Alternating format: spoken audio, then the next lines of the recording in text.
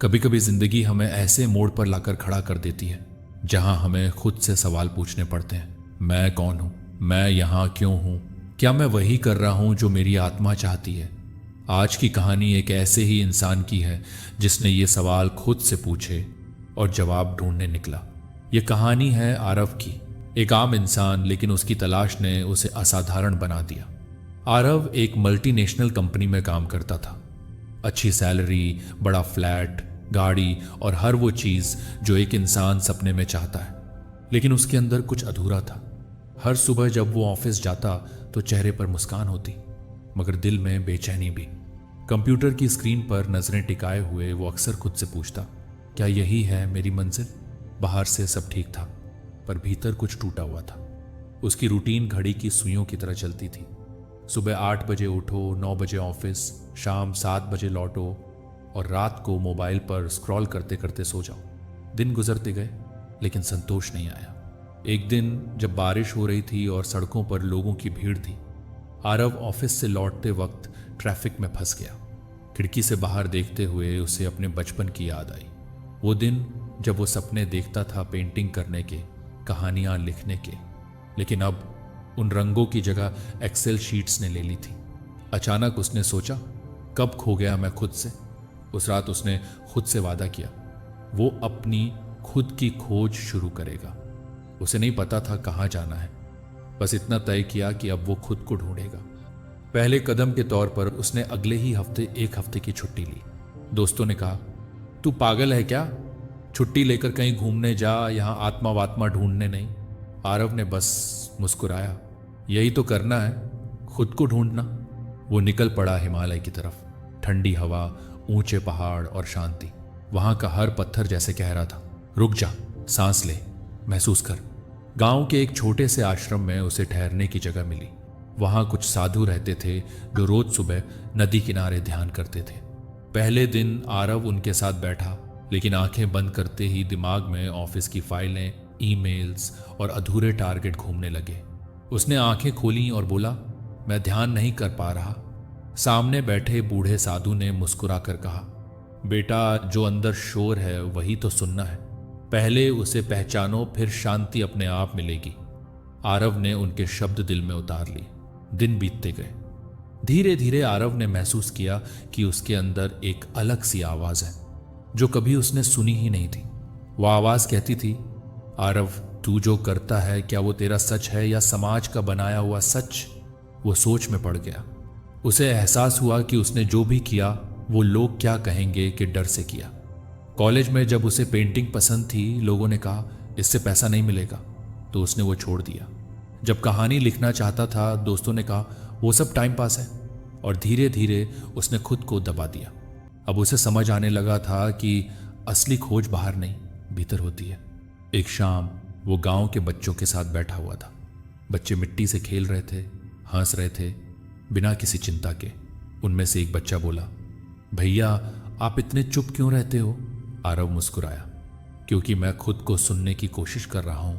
बच्चा हंसा, खुद को कैसे सुनते हैं? आरव के पास जवाब नहीं था, लेकिन उस बच्चे का मासूम सवाल उसके भीतर गूंजता रहा।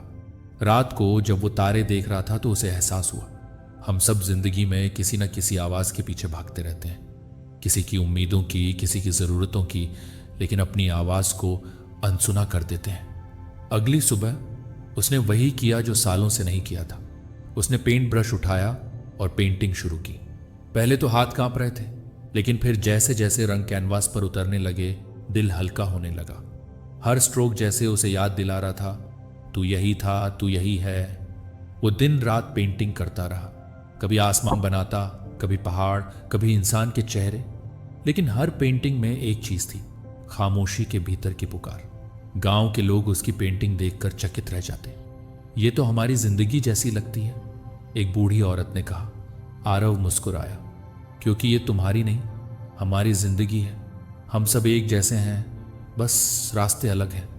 3 महीने बाद जब वो शहर लौटा तो पहले जैसा नहीं था। वो अब शांत था। उसकी आंखों में स्थिरता थी और दिल में सुकून। उसने कंपनी की नौकरी छोड़ दी। लोग चौंक गए, इतनी बड़ी सैलरी छोड़ दी? तेरा दिमाग खराब हो गया है क्या? आरव ने बस कहा, पहले मैं दूसरों के सपने पूरे कर रहा था, अब अपना करूंगा। उसने एक छोटा सा स्टूडियो खोला, सोल कलर्स नाम से। वहां वो बच्चों को और आम लोगों को पेंटिंग सिखाने लगा। कोई फीस नहीं रखी, बस एक शर्त, यहां आने से पहले अपने दिल से एक सवाल पूछो, क्या मैं खुश हूं? धीरे धीरे लोग उसके पास आने लगे। कोई ऑफिस वाला स्ट्रेस लेकर आता, कोई औरत अपने रिश्तों की थकान लेकर, कोई बुजुर्ग अपने अकेलेपन के साथ।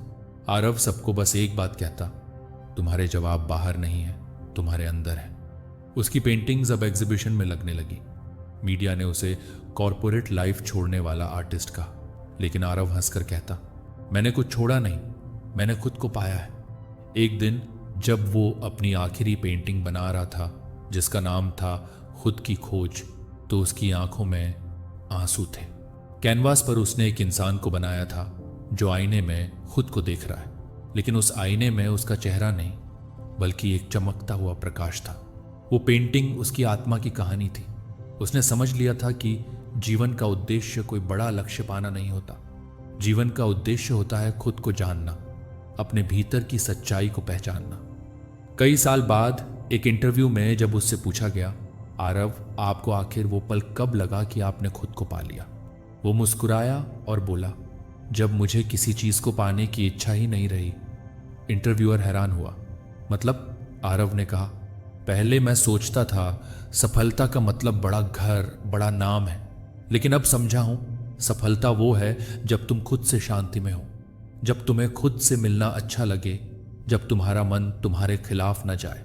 उसके स्टूडियो की दीवार पर आज भी एक लाइन लिखी है, खुद को जानना ही सबसे बड़ी जीत है। आरव अब भी वहीं रहता है, छोटे से घर में, बच्चों के बीच, रंगों के साथ। वो अब किसी चीज के पीछे नहीं भागता, क्योंकि अब वो जानता है मंजिल बाहर नहीं, भीतर है। कहानी सुनाने वाला मैं भी कभी आरव जैसा ही था, भागता रहा, दौड़ता रहा, और जब ठहरा तो जाना कि इंसान की सबसे सुंदर यात्रा वही होती है जो खुद के भीतर की ओर जाती है। अगर तुम भी आज उलझन में हो, रास्ता नहीं समझ पा रहे, तो बस एक काम करो, थोड़ा रुक जाओ, थोड़ा खुद से बात करो, क्योंकि जवाब कहीं बाहर नहीं, तुम्हारे अंदर हैं। तो दोस्तों, अगर आपको आरव की कहानी पसंद आई हो और इससे कुछ प्रेरणा मिली हो, तो कृपया इस वीडियो को लाइक और चैनल को सब्सक्राइब जरूर करें, क्योंकि आपकी लाइक और सब्सक्राइब हमें और भी ऐसी प्रेरक कहानियां लाने के लिए प्रेरित करती हैं।